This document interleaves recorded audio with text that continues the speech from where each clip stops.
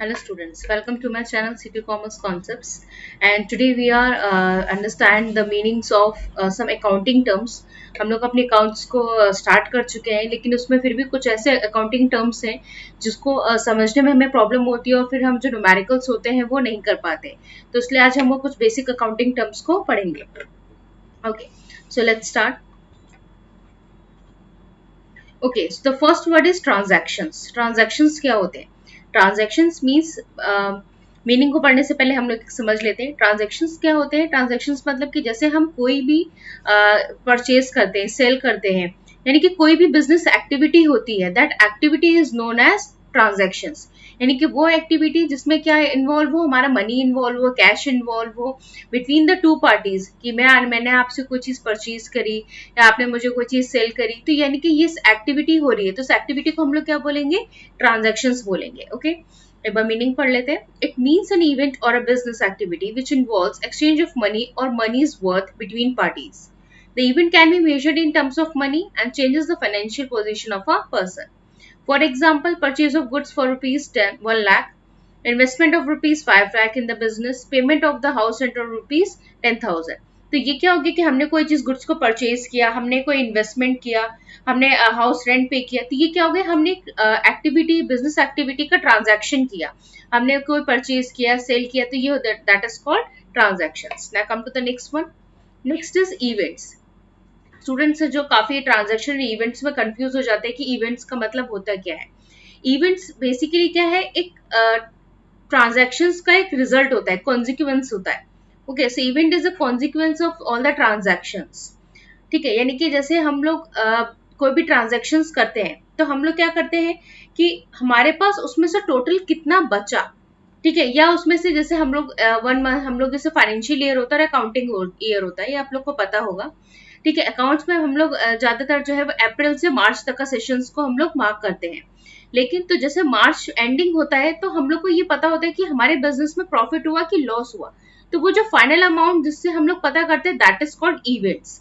ठीक है, तो इवेंट क्या है? Is a result of transactions and happening as a consequence. For example closing stock. ठीक है, यानी कि आपके पास, आप कोई बिजनेस करते हैं, आपका कोई ऐसा बिजनेस है जो सिर्फ विंटर्स में जैसे मान लीजिए कि सिर्फ विंटर्स में ही चलता है, समर में उसका यूज नहीं होता, तो विंटर्स में आपने जितना प्रोडक्ट अपने पास रखा है, ये जरूरी नहीं होता है कि विंटर्स में जितना आपके पास सामान है वो सब कुछ सेल हो जाए, तो उसमें से जब कुछ बचेगा तो दैट इज कॉल्ड इवेंट. कि आपके पास जो उसका एक कॉन्सिक्वेंस रिजल्ट बचा, कि आपके पास 100 प्रोडक्ट थे और 95 सेल हो गए, 5 बचे. ओके, तो जो भी डेफिशिएट निकालते हैं, सरप्लस निकालते हैं, ये सब कुछ क्या होता है? जो हमारा फाइनल निकलता है, ठीक है, डेफिशिएट और सरप्लस यानी कि प्रॉफिट एंड लॉस जो निकलता है, that is called events. Now come to the next, voucher. ठीक है, वाउचर क्या होता है? Voucher is a document which provides authorization to pay on the basis of which the business transactions are first of all recorded in the books of account. तो basically vouchers क्या होते हैं? Voucher एक document होता है जिसमें क्या एक ऑथराइजेशन होता है कि अगर आप मुझे कितने रुपए पे कर रहे हैं या मुझे आपको कितने रुपए पे करने हैं, ये हम एक बिजनेस ट्रांजैक्शन पे उसको बुक्स ऑफ अकाउंट में रिकॉर्ड करते हैं. ठीक है, तो क्या होता है कि वाउचर जो है 2 टाइप्स के होते हैं, कैश वाउचर और non cash voucher. Cash voucher क्या होता है कि voucher prepared for transactions including cash, यानी कि वो वाउचर जिसमें क्या है? कैश इंक्लूड है. यानी कि मैंने आपसे कुछ पैसे लिए, ठीक है, तो क्या करेंगे आप? उसका एक वाउचर, मुझे एक डेबिट वाउचर हो गया, क्रेडिट वाउचर हो, तो आप उसका मुझे क्या करेंगे? एक वाउचर बना के देंगे कि निशा मैम ने जो है इतने रुपीज लिए हैं और इस वजह से लिया और इस डेट को लिए, and she is ready to pay this amount. और जैसे मैं आपको बोलूंगी कि मैं 3 मंथ्स बाद इसको पे कर दूंगी या 4 मंथ्स कर दूं बाद, तो वो पूरा जो स्टेटमेंट होगा मेरा, वो क्या होगा? लिखा जाएगा. That is called voucher. ठीक है, अगर दिया है तो डेबिट वाउचर, आपसे लिया है, देना है, तो क्या हो जाएगा? क्रेडिट वाउचर हो जाएगा. डेबिट क्रेडिट आपको पता ही होगा. ठीक है, नॉन कैश वाउचर क्या होता है? जिसमें हमारे क्या है, कोई भी ट्रांजेक्शन्स तो वही होते हैं, लेकिन इसमें हमारा कैश का इन्वॉल्वमेंट नहीं होता है. That is called non cash voucher. Now next is capital. Capital का मतलब क्या हो जाता है? किसी भी बिजनेस को स्टार्ट करने के लिए जो जो हम अपनी स्टार्टिंग अमाउंट लेकर आते हैं, that amount is known as capital. ठीक है, हमने कोई लैंड परचेज किया, लैंड परचेज के लिए उसमें उसने बोला 25 लाख की, मान लीजिए कोई लैंड है. ठीक है, तो उसमें आपने किसी के साथ पार्टनरशिप करी. पार्टनरशिप में क्या हो गया? आपने बोला कि that 2 persons are not able to pay the 25 lakh, okay, आपने लोन लिया, फिर उसके बाद तो लेकिन आप क्या करेंगे, कुछ अमाउंट तो उसको सबमिट करेंगे उस लैंड को परचेज करने के लिए।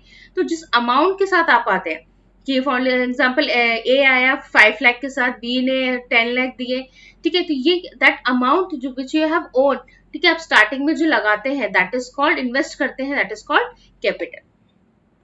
Next is drawings. ड्रॉइंग्स का मतलब क्या होता है कि जब आप बिजनेस में अपना पर्सनल यूज के लिए कोई मनी यूज करते हैं, दैट इज कॉल्ड ड्रॉइंग्स, ठीक है।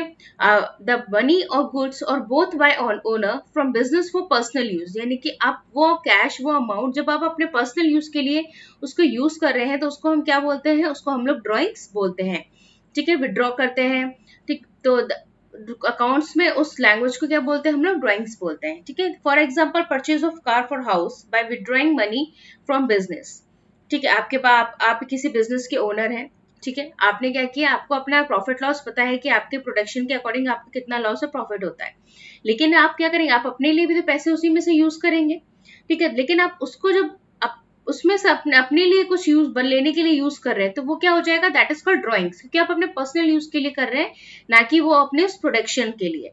Okay, now come to the next one, bills receivable. Bills receivable क्या होता है, bills receivable is an accounting term of bill of exchange. A bill of exchange is bill receivable for seller at time of the credit sale. यानी कि bill receivable क्या होता है कि इसमें क्या होता है, बिल ऑफ एक्सचेंज ये प्रोमिसरी नोट होता है, ठीक है, लाइक वाउचर भी इसको हम बोलते हैं। तो बेसिकली बिल ऑफ एक्सचेंज की तरह क्या होता है कि मैं आपसे अगर कोई भी मुझे मनी जो है, जैसे आप लोग किसी शॉप्स में जाते होंगे तो उस शॉप के आप किसी ने हर कोई किसी न किसी शॉप का एक परमानेंट कस्टमर होता है या नॉन कस्टमर होता है, तो वो आप पे ट्रस्ट कर सकता है। लेकिन अगर कोई और आके बोलेगा कि भाई मैं आपको 2 दिन बाद पैसे दे जाऊंगा या 3 दिन बाद दूंगा, तो क्या हर कस्टमर एक ट्रस्टवर्दी नहीं होता। उसके लिए क्या करते हैं वो लोग, वो एक बिल्स रिसीवेबल बनाते हैं कि भाई इतना इतना रुपीस जो है वो आपको देना है, या आपने ये चीज प्रोडक्ट यूज की लिया है हमसे। तो वो जो नोट बनता है, दैट प्रोमिसरी नोट जो बनाया जाता है, that is called bill receivable, क्योंकि उसमें क्या है, आपको वो बिल लेना होता है, तो उस बिल को बोला जाता है bills receivable. Okay, next is bills payable. Bills payable का मतलब क्या हो गया, जैसे कि वो बिल जो आपको क्या है पे करने होते हैं, ठीक है। जैसे आपका टेलीफोन एक्सचेंज का बिल आता है, इलेक्ट्रिसिटी का बिल आता है, इंटरनेट का बिल आता है, तो ये बिल्स क्या है, इसका एक बिल आता है आपके घर में कि आपका कंजप्शन इतना है, अब आपको क्या करना है, इस बिल को पे करना है। तो वो भी क्या एक तरीके से नोट होता है कि उसमें सब कुछ लिखा होता है कि आपने इतनी यूनिट्स यूज करी है इसलिए आपका इतना हुआ। टेलीफोन मोबाइल का जो होता है उसमें भी होता है कि आपने इतने एमबी यूज किए, तो वो क्या हो गया, बिल हो जाता है, बिल होता है जिसको क्या करना था, you have to be pay. Okay, next is purchase return. Purchase return का मतलब क्या होता है कि when purchase goods are return to the suppliers, these are known as purchase return. आपने कोई गुड्स को परचेज किया है, परचेज करने के बाद आपको गुड्स समझ नहीं आया, डिफेक्ट निकला या कोई प्रॉब्लम हुई, फिर आपने क्या किया, उसी गुड्स को उसी सप्लायर को क्या किया, आपने रिटर्न कर दिया। तो that return is known as purchase return. कोई चीज लेने के बाद आपको जब वो गुड्स में डिफेक्ट लगे या प्रॉब्लम लगे या आपको कुछ लगे, कोई भी आपको इश्यू हो, तो आप क्या करते हो, उस गुड्स को रिटर्न कर देते हो, that is called purchase return. Next है इन्वेंट्री। इन्वेंट्री को हम लोग स्टॉक भी बोलते हैं। Okay, so inventory is a wider term, so in simple words we can say that it includes stock as well. ठीक है, आपके पास कितना स्टॉक बाकी है, बचा है, ठीक है, दैट इज कॉल्ड इन्वेंट्री।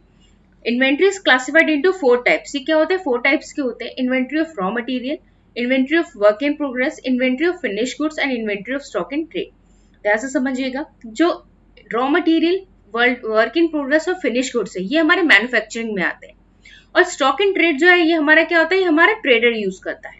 ठीक है, समझते हैं। इन्वेंट्री ऑफ रॉ मटेरियल का मतलब हो गया कि कच्चा माल जिसको बोलते हैं, यानी कि आप किसी भी प्रोडक्ट को बना रहे हो तो उसके लिए आपके पास रॉ मटेरियल होना चाहिए।